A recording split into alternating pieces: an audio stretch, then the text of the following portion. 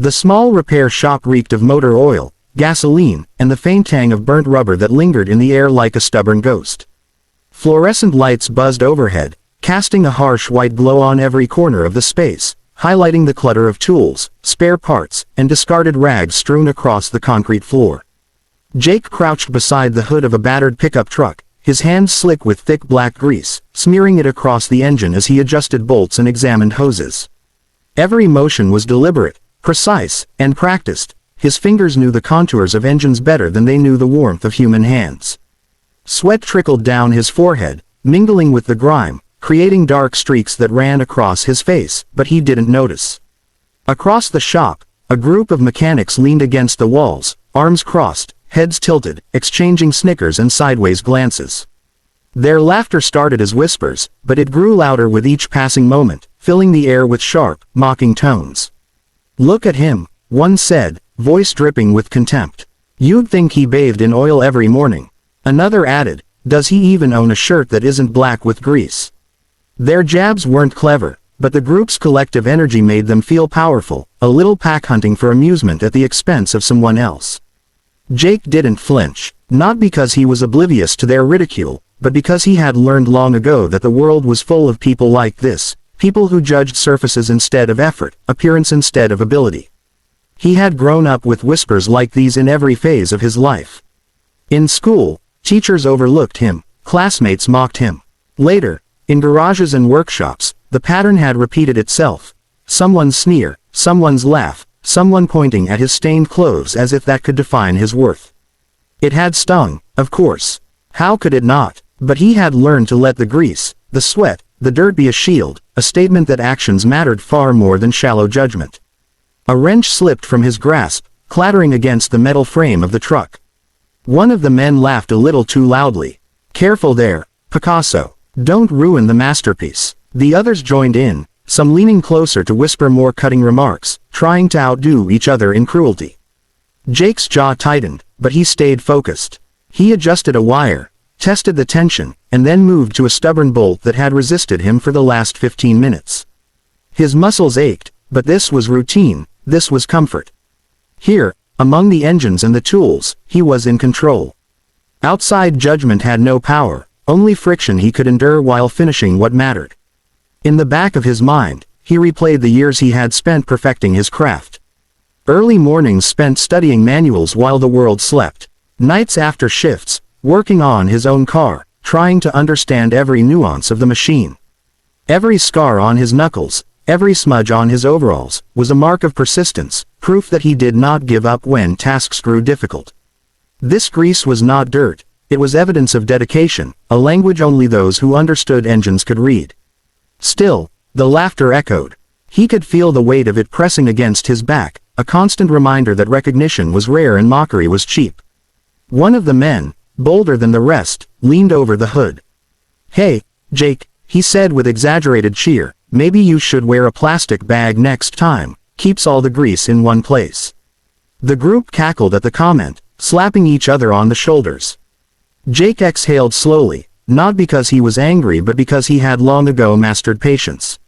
He tightened the last bolt, checked the engine one more time, and stepped back.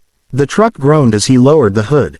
Everything was perfect. Nothing in that engine would betray his effort, even if people laughed at the man who made it work.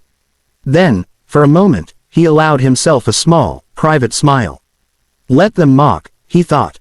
Let them point fingers and whisper. None of that mattered when the work spoke louder than words. Someday, someone would see the skill in these grease-stained hands, in this tireless attention to detail, in the quiet perseverance that refused to be broken by ridicule. Until then, he would remain here, crouched over the engine, immersed in the world where competence mattered more than appearances. The shop's clock ticked steadily. Jake wiped his hands on a rag, leaving dark streaks across the fabric. He glanced toward the wall of sneering faces, and for the first time, he didn't see judgment. He saw distraction, he saw insecurity, and above all, he saw a certainty in himself that no amount of mockery could erase. The bell above the door jingled sharply, a sound so out of place in the sea of greasy engines and mocking laughter that it drew every head in the shop to the entrance. The room seemed to hold its breath, as if even the air sensed a shift. Jake straightened slightly, wiping his hands on a rag, instinctively bracing himself for whatever disturbance had entered. The figure that stepped through the doorway was impossible to ignore. Tall, broad-shouldered, and moving with a precision that suggested every muscle was trained, disciplined, and ready. His uniform was impeccable, the insignia of a SEAL team commander glinting subtly under the fluorescent lights. There was an aura around him, a weight of authority that demanded respect without a single word. The other mechanics froze mid-laugh, their mocking eyes suddenly replaced by unease. A few shuffled backward, uncertain how to act. The room that had moments ago been filled with ridicule now seemed suffocatingly small, the walls closing in as the commander's gaze swept across the shop. His eyes landed on Jake, and for a fraction of a second, time slowed. The grease-streaked overalls, the smudged face, the hands blackened from hours of labor, all of it was visible in the sharp, assessing eyes of the man standing before him. And yet, there was no judgment in that gaze, only recognition. "Mechanic," the commander said, his voice cutting through the tension like a blade, calm but commanding. "You've got skill. Don't let anyone make you forget that." The words were simple, but the weight behind them was undeniable. Jake blinked, momentarily disoriented, unsure whether he had heard correctly. The mocking laughter from before had disappeared entirely, replaced by an awkward silence. The men who had sneered and whispered just moments ago now avoided eye contact, suddenly aware that their petty amusement had no place in this room, that they had been standing in the presence of someone whose respect could not be earned lightly. Jake's heart raced, a strange mixture of disbelief and relief flooding through him. He had spent so long enduring ridicule, so long allowing the opinions of others to roll off him like water on oil, that he had almost stopped expecting recognition. And yet here it was, an acknowledgement from someone whose life experience, discipline, and authority dwarfed the shallow criticisms of the men who had mocked him. He could feel a flush creeping across his cheeks, not from embarrassment, but from the quiet pride that comes when someone sees the value you have always known you possessed. The commander moved closer, crouching slightly to examine the engine. His hands didn't touch anything, but the intensity of his inspection made it clear he was not just seeing a machine, he was seeing the work of the person behind it. "Your hands tell a story," he said softly, almost to himself, yet loud enough for Jake to hear. "Every mark, every smudge, every layer of grease, proof of effort, patience, and mastery." Jake swallowed hard, struck by the unexpected depth of understanding. No one had ever looked at his hands this way before, had never interpreted the grime as a testament rather than a flaw. The other mechanics fidgeted, uncomfortable under the weight of the commander's gaze. Their earlier jokes felt hollow, childish, and insignificant, a stark contrast to the genuine respect being extended to Jake. One by one, they shifted their stance, some lowering their heads, others trying to appear busy, pretending to focus on tools or engines as though that could shield them from the uncomfortable truth. Jake's skill was real, undeniable, and had just been recognized by someone whose judgment could not be questioned. Jake felt a strange, almost electric energy in the room, a tension that had nothing to do with fear and everything to do with validation. For the first time in what felt like years, he felt seen, not just for surviving, not just for enduring ridicule, but for his skill, his precision, his relentless dedication to his craft.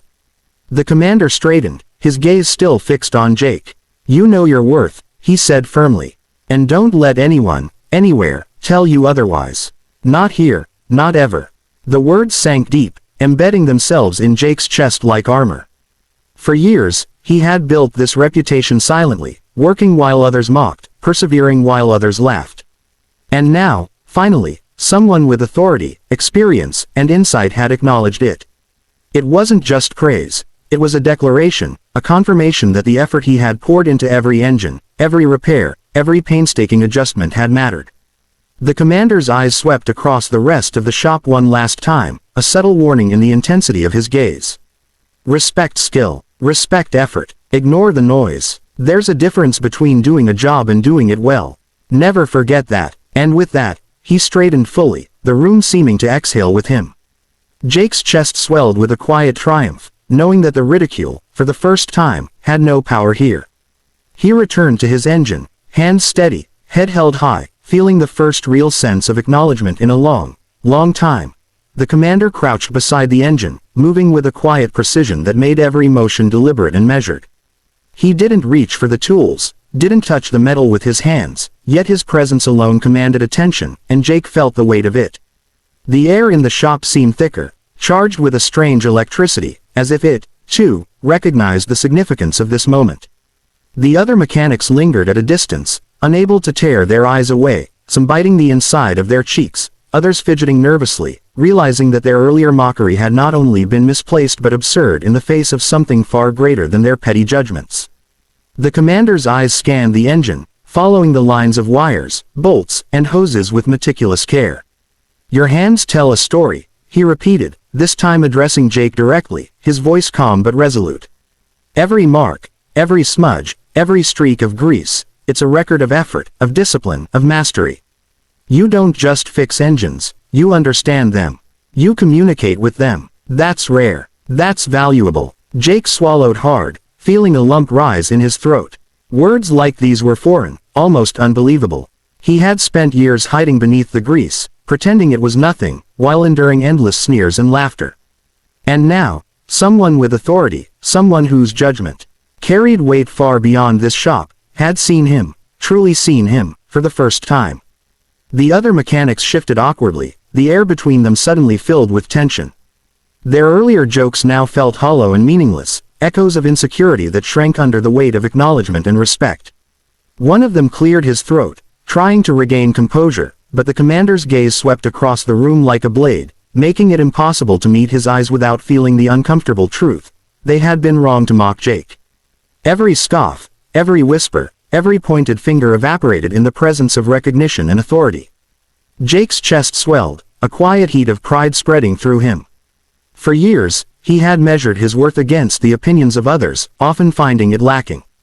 Now, the metric had changed. Respect, true respect, was not about appearances, jokes, or empty words. It was about understanding, acknowledgement, and recognition of skill. And here it was, shining brighter than any praise he had ever received. He returned to the engine, his hands steady, every movement precise, but there was a difference this time. The validation of someone who mattered had changed the energy in the room.